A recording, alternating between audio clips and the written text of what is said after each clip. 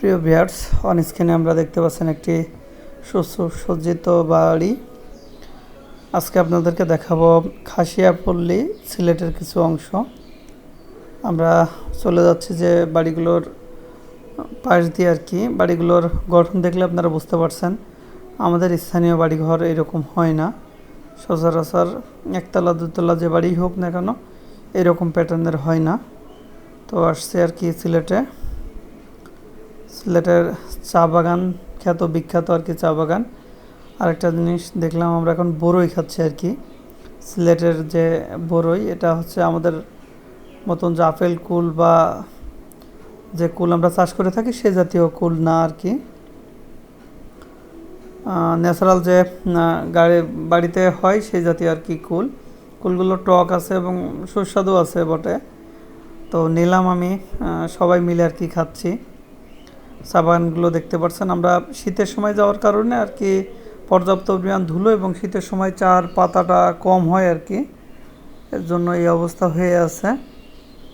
যখন বর্ষা মৌসুম আসবে তখন আর কি চা বাগানের যে পুরো যৌবন সেটা আমরা দেখতে পারবো আর কি। তারপরেও যেহেতু আসছে আপনাদেরকে একটু দেখিয়ে রাখি, অনেক বড় একটি চা বাগান। পাতা তোলার মতন পরিবেশ নাই আর কি। প্রচুর পরিমাণে দর্শনার্থী এসছে এটা ঘুরতে, যেহেতু শীতকাল হচ্ছে ঘোরার একটা সময় ট্রাভেলের জন্য। আমার সাথে সৌগত ভাই আছে, আরও আমার গ্রাম থেকে আমরা সবাই মিলে আর কি সিলেটে আসছি দেখার উদ্দেশ্যে। এখন এই সিলেটের যে চা বাগানটা আছে খাসিয়াপল্লীর পাশেই, সেখানে কিছু মার্কেট আছে। আমি রাজুর সাথে একটু কথা বলতেছি, সে কোথা থেকে আসছে, কেমন এনজয় করতেছে, কিছু কিনবে কি না দেখতেই পারছেন আর কি। ও অনেক এনজয় করতেছে আর কি। আরেকজন আছে, সেও অনেক এনজয় করতেছে, সে কিছু নিবে কিনা।